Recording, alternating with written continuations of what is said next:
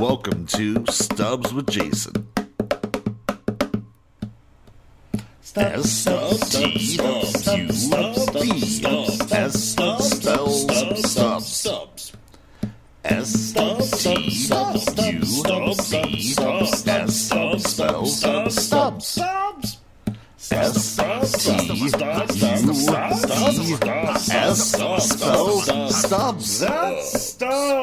Hey people, welcome to Stubs with Jason, where I review all kinds of things on all kinds of screens. Tonight, I took in Joker. Folie à deux. Which, thanks to the power of Google Translate, I now know means madness for two. Joker Folie à deux serves as a follow-up to the wildly successful 2019 Joker movie that was very well regarded with critics, and I think most fans really enjoyed it, made a bunch of money, got nominated for awards. I'm pretty sure Joaquin Phoenix won Best Actor off of this movie. So pretty tough act to follow, but this time around, they've brought in another megastar to star alongside Joaquin Phoenix in Lady Gaga. These two movies are kind of meant to be their own world, own universe. Like, they're not tied to any other Batman movies or DC properties or titles or anything like that. They were purely pitched as it's a Joker story. I knew it was a musical. I think I watched the first trailer for it, and I tried to stay away from pretty much everything else. I think I stayed pretty clean into this. I will say that not that there were huge surprises waiting for me in this movie, but there were a couple of nice surprises that I found. I'll get to them later in kind of like a spoiler section. I don't, if you don't know, you might be better off not knowing, or it may not mean anything at all to you, The pitch for this movie essentially is, hey, it's a musical. You see that Arthur Fleck, the Joker, is about to go to trial for everything that transpired at the end of the first movie. And that's pretty much the setup that they've given you. And that's fine. You can see in the trailer that, like, they notice each other. They start to have a relationship. It's all fine, right? So that is more or less the broad stroke of the main point of this movie, as far as like what's meant to get you in the door. So let's talk about some of the things that I took away from this. I really loved the opening sequence of this movie. Whenever it gets released on YouTube, it's worth watching, even if you don't ever plan on watching the rest of the movie. And it doesn't really ruin anything. It's great. The cast is really good. Lady Gaga is good. She's really good. She's really good in this movie. If you're a Lady Gaga fan, if you're a Lady Gaga super fan, this is absolutely, you gotta watch this movie. Because, again, not that, I think she probably had a little more, she was a little more dynamic in A Star Is Born, but she is really solid in this movie. She does good. Joaquin Phoenix, the transformation that guy goes through as an actor to prepare for this role particularly, it's just crazy. I mean, he just looks like a bag of bones, and there's just something, I don't know. I think he carried it. Like, he portrays this character really well. Like, I like his take on this character. And I know part of that is the movie writing and all that stuff, but like, I think he does a good job at it. And these movies aren't perfect. That first Joker movie didn't blow me away. I enjoyed it. It wasn't like the cultural revolution to me that I think a lot of people were like, oh, this movie's going to be the fall of Western society, right? Like, and I don't necessarily think that's what that was, but it was a well-made movie, and I thought it was pretty good. Like, I wasn't amazed by it, but I thought it was pretty good. Anyway, sticking with this movie. So like I said, the cast is good. There's supplemental characters that are in there. There's a bunch of supporting characters. I think everybody does a great job. There's great production design. With this being a musical, the musical numbers look great. There's wonderful lighting. It's all theatrical, but there's, great spotlights and smokes. It looks like, honestly, this movie kind of looks and felt like something that was made, and I think it was like someone had it in mind of like, somebody made the decision to make a musical, and I would like to know who really thought of that. Who really pitched that? Where did that really come from? I'm definitely curious. But as they made this movie, and as you watch this movie, it's like, I mean, again, you knew it was a musical going in, but it feels almost like this movie was developed to be a movie so they could adapt it into a Broadway show or some kind of traveling play or, some kind of traveling act, which, if they do, good for them, whatever. I'm sure something like that could be very successful.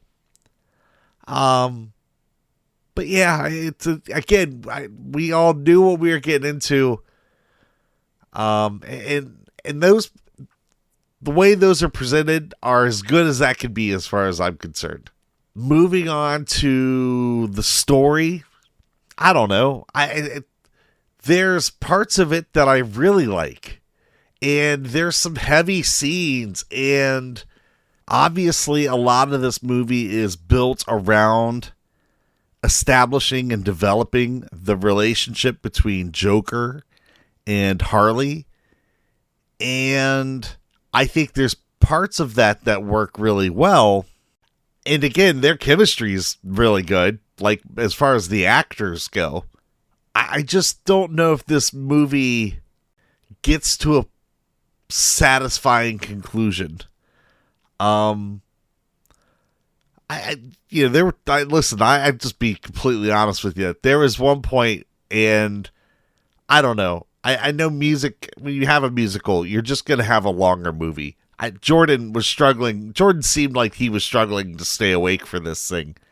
And I would say, for me, there was definitely a point that we got to where I was like, oh, God, I'm just ready for this thing to be over. But it wasn't. There was probably about 20 more minutes left before we got to the end. And it was just, at one point, it feels like you're at an end, and it's like, oh, we're still going. Well, okay, then when are we going to end this thing? Because now it just seems like we're about to go right back into an endless cycle of this. And thankfully, it doesn't. It does wrap up, like I said, about 15 minutes after that feeling I had, at least. But yeah, there's some cool little Easter eggs, I guess, that are in there. Nothing, again, thankfully, it's nothing that's punching you in the face with fandom stuff or anything like that. They're little kind of nods and elements that I think work pretty well, But, I'm not going to spend a lot of time going into this at this point, because this is a movie that I do feel like I got to have a spoiler section for. So I'm going to get to rating and reviews here, and ratings and stubbing and all that jazz, and give you all the warning. Because then it's going to be spoiler time, and I'm going to say what I got to say, right? So again, the strengths of this movie are, good cast, great design, great production. The music isn't awful. The music's fine. You know what I mean? The musical elements of it. I think they could have cut back a little bit on it. There's a certain point you get to where you feel like, all right, now it's kind of coming into its own form a little bit. It's starting to work a little better.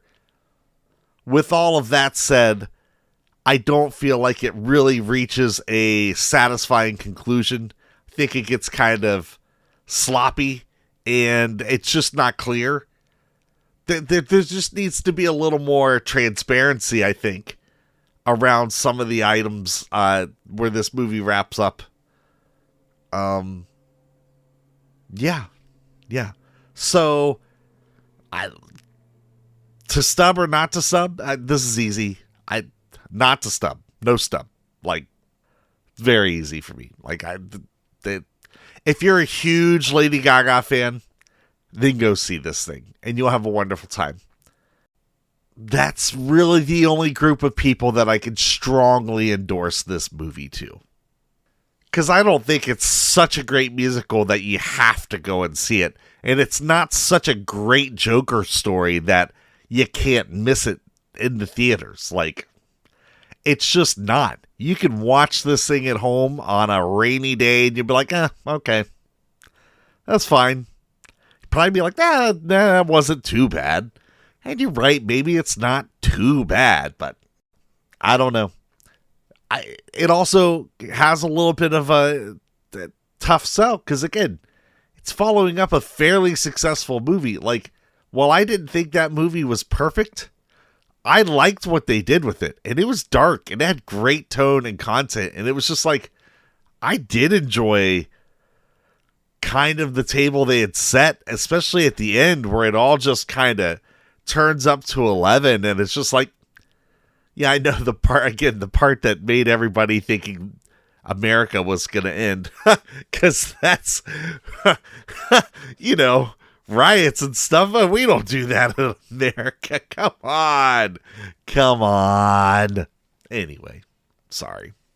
Seriously though, there was a great table that was set, and they had a great idea. The idea of this whole court case and everything being the backdrop for Harley and Joker's romance and the development of that relationship, it all was kind of perfect, and they're very theatrical characters. And I thought, like, this is kind of perfect. Like, this could be really good, and it just wasn't. I mean, yeah. So don't stub. I'm gonna give it like a 4.2. Yeah. Which I don't even feel that bad about that. Again, it's well made, but there's just, too much music. Doesn't satisfy when you get to the end of it all. And there's just too much, I don't know. And another heads up that, I mean, this is slightly spoilerish, but I feel like it might help people if you do decide to go ahead and go. If you're expecting for this movie to get anywhere beyond this court case, it doesn't really get much further beyond that court case and the Arkham. It doesn't really ever take that step that you thought this movie was probably going to take. So just keep that in mind too, and maybe knowing that beforehand might help you a little bit. I try to not judge movies for what they aren't and what they are, but I feel like they kind of set you up to think that you were going to get a little bit of that with the trailer, and you just don't. So just keep that in mind too. So that's where I land with all of that.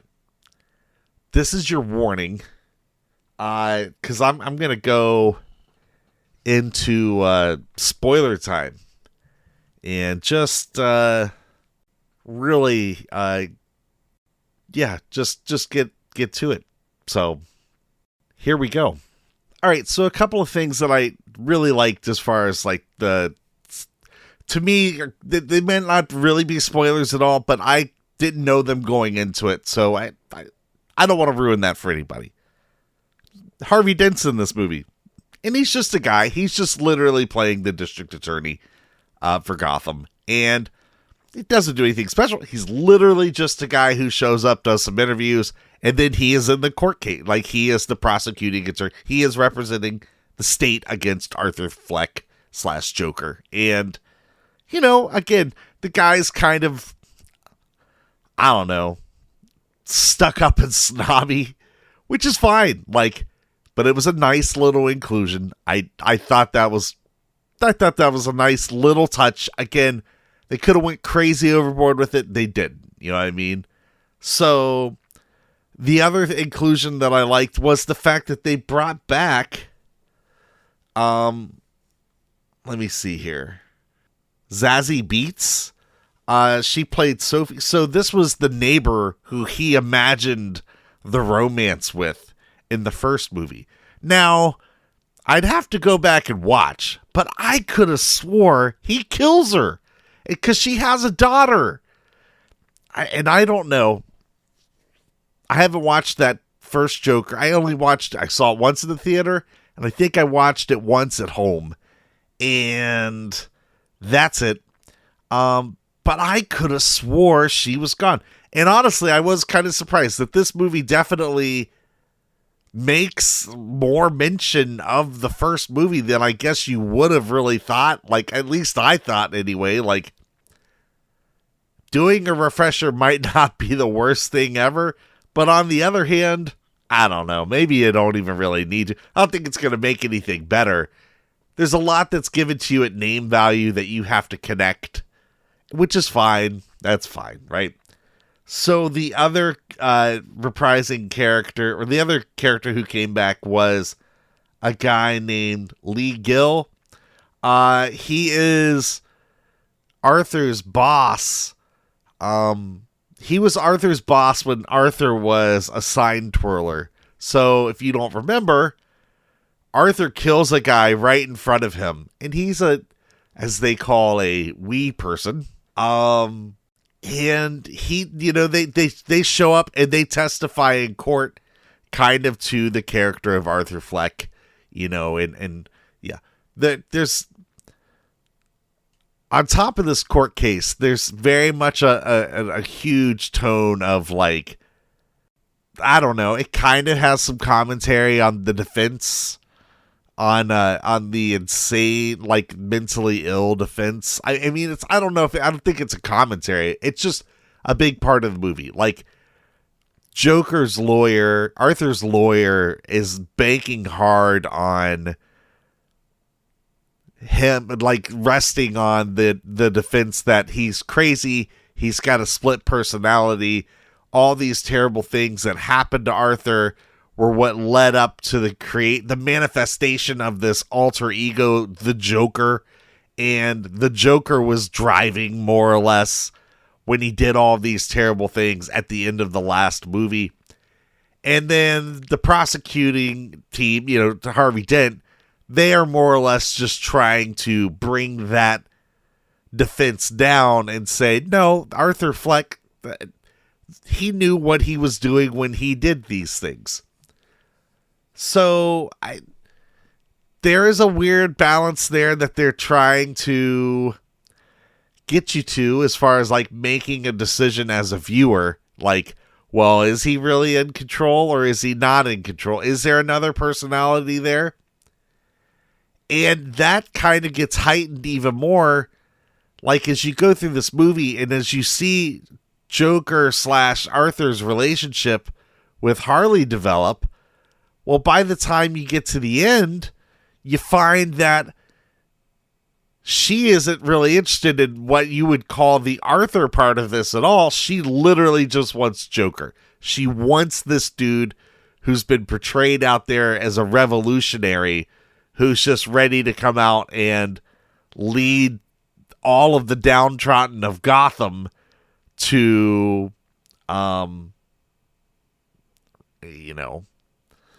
anarchy, I guess, or to resistance, to take over, shut the system down, however you want, to strike back against the society that's, dumped on everybody, to the point where she eventually, like, leaves, like, he breaks down. Okay, so all right, so there's all of that, and again, there's a lot of the movie is based around that, and they do the thing where, like, you find out Harley, in this story, she isn't his treating psychiatrist. As you've seen in the trailers, she's already there. She's like a patient there, right, in Arkham. And then you find out she's self-committed. She is in there on her own. And she checks herself out. She's got rich parents, so she lies to Joker about her past and everything like that. And there's I don't know.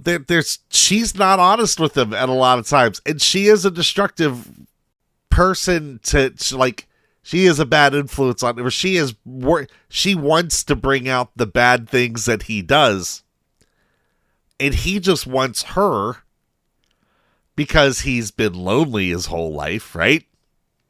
But his lawyer eventually kind of wises him up and is like, hey, she's just taking you for a ride, man. Like, this is just her way of getting into her 15 minutes of fame. And he's like, oh, no, that's not true. So, anyway, this court case goes on. The songs go on. Again, it's all fine. You know what I mean? But as they bring in these other characters, so again, you've got the old roommate or the old neighbor, and then they bring in, again, his boss. And the boss has a moment before he leaves his seat, before he steps down from testifying. And, like, he tells Joker, he's like, Arthur, he's like, you were the only person who didn't make fun of me. Like, you were the only good person that I, like, that was like, he was like, I was terrified. I've been horrified. I can't sleep after what I watched you do. And when that happened, I was like, oh, like that scene, that was like the only part in the movie where I was just like, oh, that's powerful for him to have to think about this. Like, look at all these terrible things that he had done because he thought there was no good in the world and that nobody cared. Yet here was this guy, and again, that guy was a jerk to Arthur. Like, he was a jerk. He was kind of slime ball, right? But he did care about Arthur, I think, to an extent. And then you hear all that. Anyways, that to me was like, oh. So Arthur at one point in the movie had run his mouth about some of the guards at Arkham. And he's like on his night before they're going to deliberate. It's like the night before that closing arguments have been provided. You know, it's not. It's both the prosecution and the defense have rested. So they're saying they've presented their cases. They're done for the day. They'll come in and they'll have an opportunity to present their closing arguments, more or less. And at this point, Arthur pulls up a chair, sits in front of the jury, and is like, I'm not the Joker. The Joker isn't real. And he confesses to the things that he did. And he kind of he says he apologizes, and he says he regrets what he had done. And he just wants to start over again. And, it's like a genuine confession, But as soon as he does this, like, Harley's out. Like, Harley leaves the courtroom. People leave with her. Like, because, again, all these people are thinking he's going to lead the revolution. And that's fine. Except the problem is we don't really know what made him make this switch, because he is literally fired his attorney at this point in the movie. He is showing up in court with his Joker face paint on, going all out, being super ham, being ham to the crowd. Like, he seems to be fully leaned into this Joker persona, the Joker role at this point, because again, it's fueling Harley towards him, which is what he wants. And again, it seems like that's what he wants. Like, in the first movie, he just wanted to be seen and be a star and make people laugh, and all of that. And like, he's doing that as the Joker. Like, it's fueling and feeding all of his desires. Well, and then there was something else that, so the night before, when he went back to Arkham for the night before, he gets taken into, he gets 3 guards there's these couple of guards that he spends a decent amount of the movie with. You can tell they're kind of somewhat cordial. Not like, buddies or anything, right? But they at least understand each other and get along to an extent. Anyways, so these guys, like I mentioned earlier, Joker runs his mouth and says something about the guards at Arkham. So, like, they take him out of the food hall and they do something to him, but we don't know what that is. So, again, when you get to this in the next morning and he's having this, like, epiphany, he's having this breakdown, he's literally singing a different tune to the jury of, like, remorse and, being apologetic and wanting to distance himself from the Joker. You don't know why. You have no clue. You don't know if it's because of what those guys had done to him, and if they did, what was it? I don't know. To me, I can loosely say, oh well, it was his old boss. When his old boss said that to him, it cracked. But I don't think that if that was the case, they didn't convey it very well, and they didn't handle the timing and the pacing of all that very well. So, just frustrated, and like where I was kind of like, I'd moved along, and there's like, okay, I mean, again, some of the pacing, too much, probably could have cut down a couple music numbers, which is, again, fine, whatever, Anyway, so he's doing this confession. Well, now it's time for the jury to read their verdict. And it's just like multiple counts of first-degree murder. Like, they've already told him, like, Harvey Dent, at one point in the movie, you see him, he's like, nope, want the death penalty for this guy. Like, there's no bones about it. Like, gonna fry. Like, that is what's waiting for him on the other side of this trial. Which also makes you think at some point him and Harley are gonna bust out of this thing, and it's gonna turn into conventional Joker and Harley. We may not see that really go fully into its Folie form that we've seen, like, the animated series and things like that, But while they're reading their verdict, huge explosion goes off. Bomb goes off in the courtroom. Joker comes to, stumbles out of the courtroom. just stumbles out. Oh, one cool little bit that they did here, though, is that you saw Harvey Dent, and half of his face had been kind of blown off and / damaged. Like, this was their way of making Two-Face.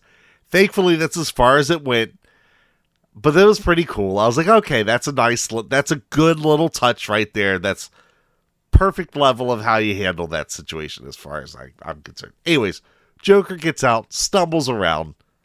A Joker supporter finds him and gets him loaded up in a car, and they're taking off, and they're all pumped in this car. They're like, we did that. Yes. Like, they think we've got the guy.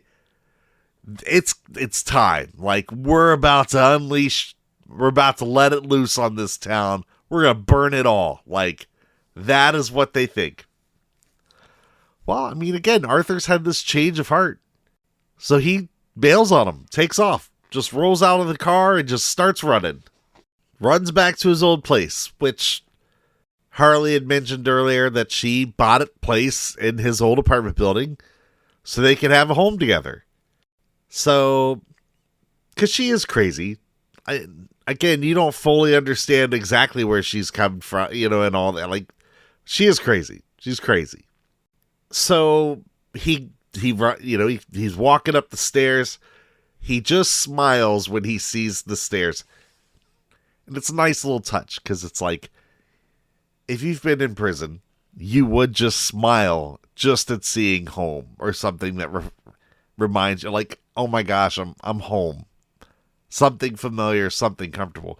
Well, Harley's on the steps waiting for him. And yeah, he goes up there, says, let's go. I escaped. We can get out of here. And what's she do? She's like, nope. I don't like Arthur.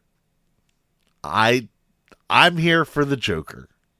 And that's not who he is. Oh, goodness. Killing him. So, she walks off. cops show up. Back to jail we go for Mr. Arthur. So he's in there, and you just see him kind of in a dining common mess hall, you know. And again, one of the guards who he's kind of familiar with tells him he's got a visitor.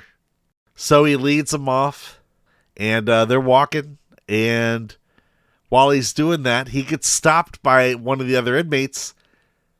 I think it's this guy who Joker's kind of buddied with. So this guy's like, hey, can I tell you a joke? And Arthur's like, well, I gotta go. Is it quick? He's like, yeah, it's quick. I'll make it quick. He says, okay. Tells him a joke. I don't know. It's not a very good joke, of course. But it doesn't matter. That dude stabs and shivs Joker like, I don't know, 6 to 15 times in the stomach. Just, you know, just like you've seen in Breaking Bad and, you know, whatever, you know, all kinds of movies and shows, you know, jail yard takedown, more or less, right? Arthur kind of does the chuckle thing and falls over and he dies. And that's the end of this movie. That's it. It just felt like completely unearned. Like, no, there's nothing. Like, I felt absolutely nothing.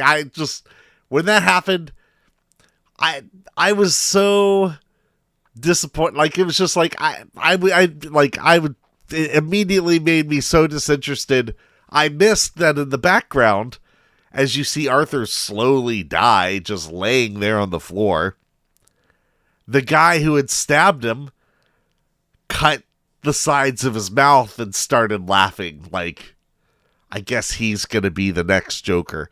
And I missed that. But the people who I went with, they all were like, did you not catch that? And I'm like, honestly, no. Like, as soon as you knew he was dying, I was like, this is stupid. I mean, what a waste. I get that you wanted to make something different, and I guess you were just trying to subvert expectations. Like, I know again, not knowing a ton, but I still assumed that this movie would end up in a traditional Harley and Joker ending on some kind of romp, right? Like, escaping and becoming the you know, crazy criminals that we've grown to love. They do not.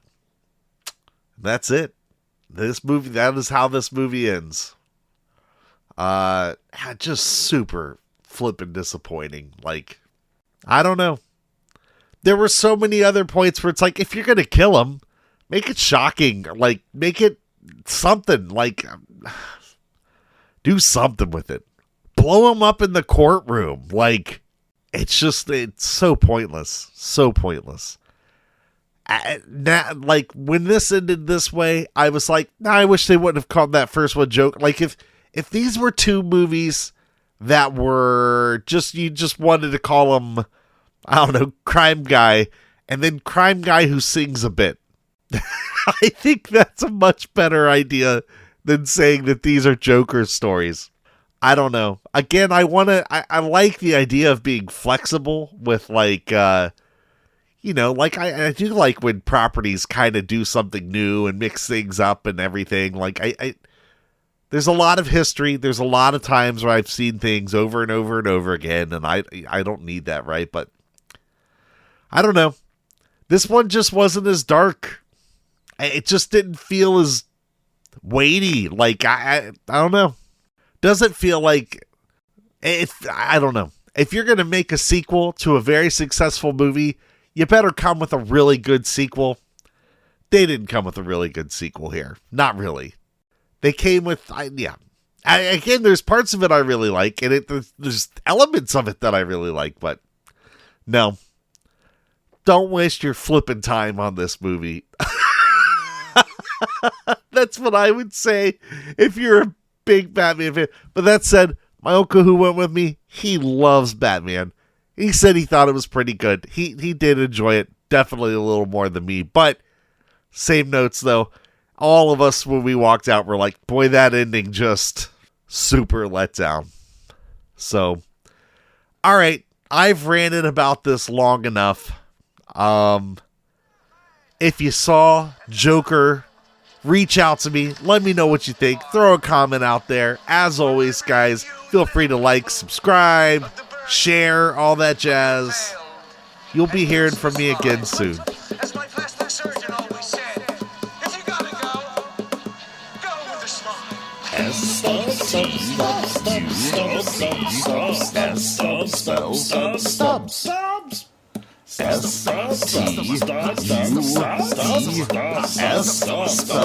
Stubs all done.